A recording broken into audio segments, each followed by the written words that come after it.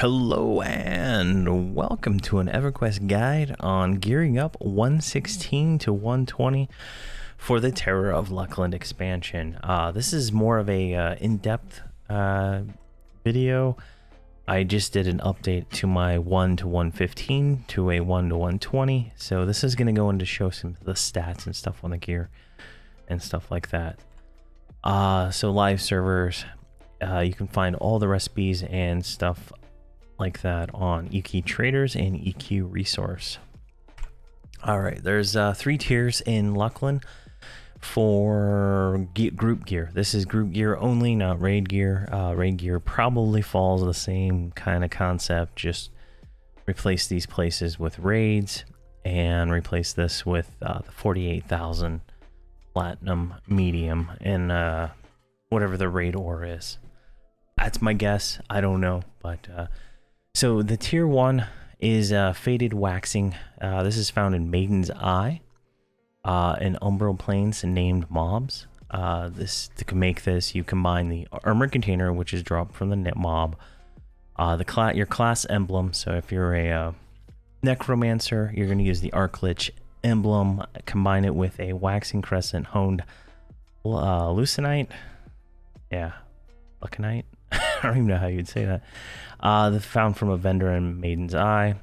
Tier 2, same thing, but it's from the Cavethian, Vexthal, Shadow Valley, Basilica, and Bloodfall's names, plus all the group missions. This drops in the chest from each of those.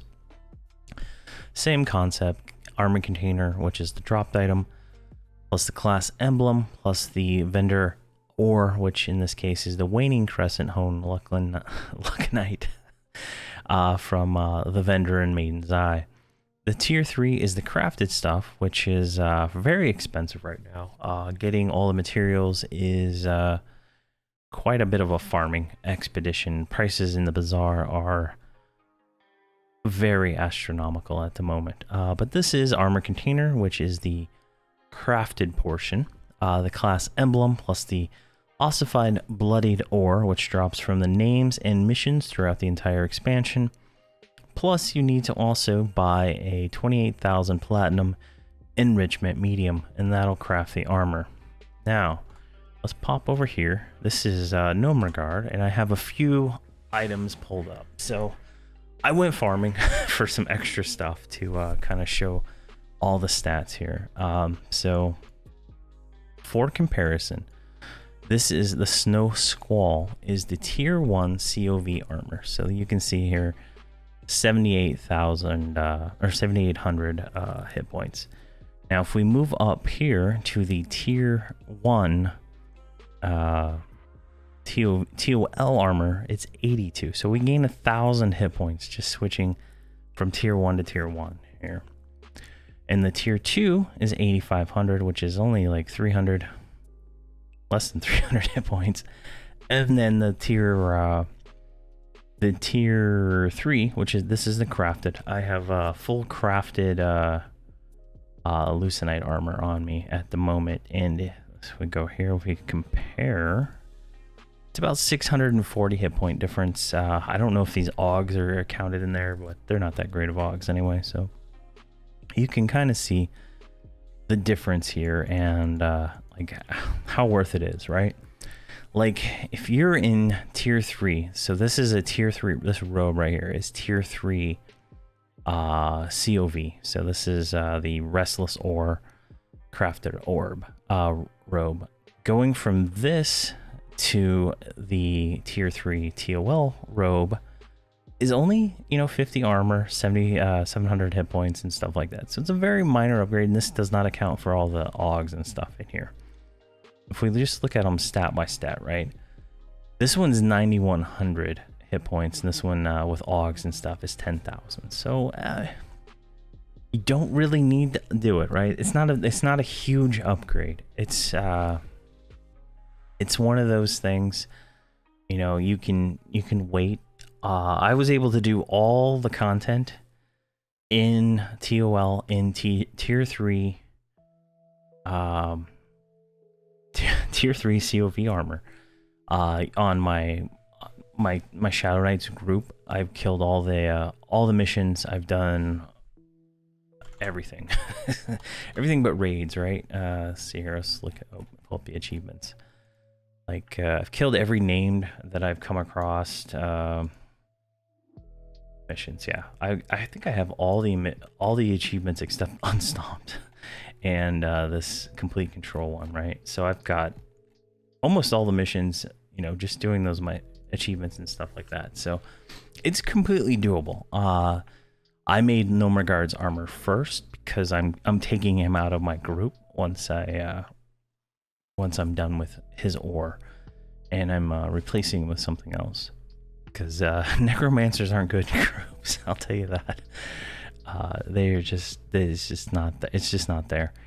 But especially like the way I'm doing it. So this is kind of the breakdown, right? I mean, if you're in tier 1 COV, going to, you know, like this is a pretty big upgrade. But going from tier 1 TOL to tier 2. Is it really worth? I think it's like 25,000 platinum. Is it really worth 25,000 platinum to you? Going from, you know, this crappy stuff to this better stuff, it might be worth it, but I don't know. That's a, you know, personal choice. I have a few other items here that can show. Yeah, this stuff just is like so common. Arms. Oh, here's the robe. So here can we inspect that one? There we go. So this is the waxing. This is the tier 1 robe, right? So here is the tier 3 COV robe versus the tier 1 TOL robe, and it is definitely a downgrade, as you can see. It's not until the tier 2 that you might see an upgrade, and I don't think I have the tier 2 robe on me. What is this one? That's that one. Oh, I do.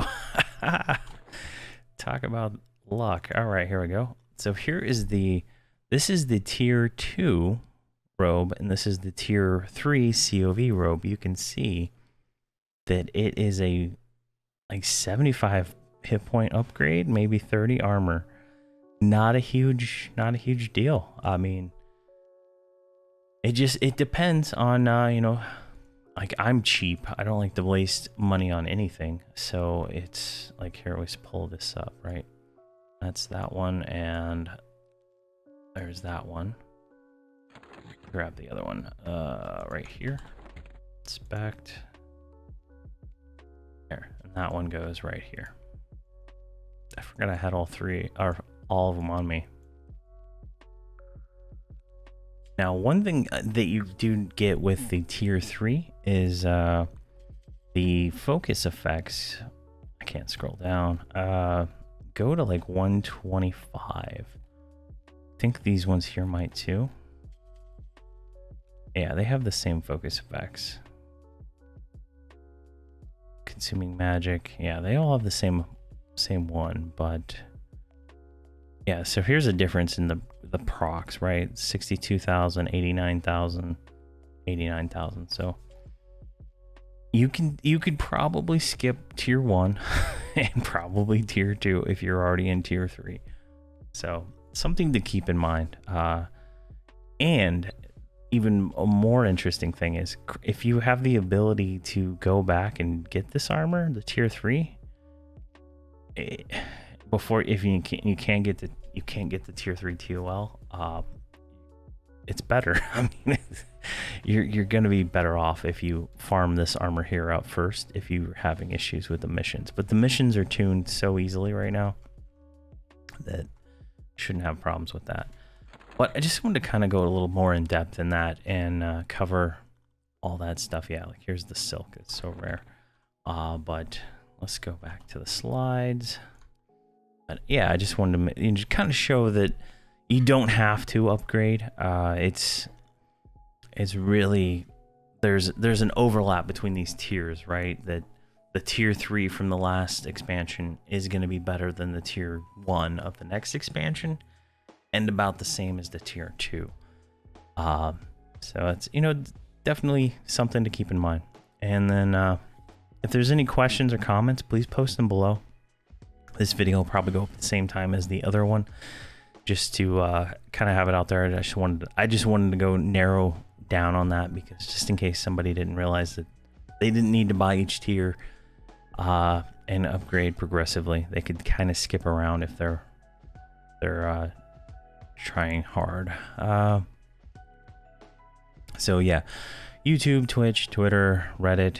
I post all the videos on Reddit, and there's a Discord if you want to talk directly, real time, ask questions and stuff like that, and an Odyssey, which is a YouTube alternative. So thank you very much for watching, and have a fantastic day.